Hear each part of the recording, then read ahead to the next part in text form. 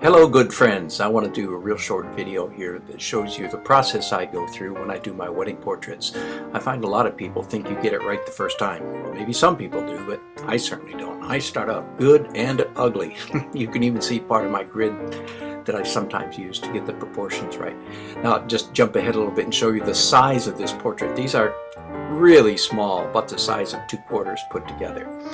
So I begin, of course, in acrylics and then move on to oils. Now, one of the tricks that I use, you can see here, is first I take a picture of the painting early in the process, compare it to the photograph that's already in my phone, and then I many times see mistakes in my painting just when I do that. But then my phone allows me to take this image and flop it, that is, do a mirror image of it. As soon as I do that, I can see all kinds of mistakes in my painting because it's a mirror image. So I make note of all the errors I've made and transfer those notes to the painting and carry on.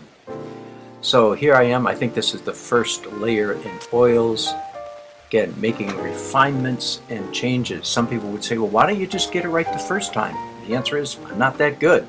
I'm good enough to figure out a system for correcting my mistakes. I'm not good enough to figure out a system for not making mistakes. I don't know about you. So here's the finished painting of Jeremiah. I think that's a pretty good likeness, and I didn't trace or project or do anything tricky. Now here's beautiful Selena. She doesn't look so beautiful right here. By the way, one of the things that I'm doing here is working from 2 separate photographs. I do not recommend this at all. This is not a good idea, but I was stuck on this day and just had to keep on going. So with each layer, I try to get closer to the photograph, using a mirror image trick to find my mistakes.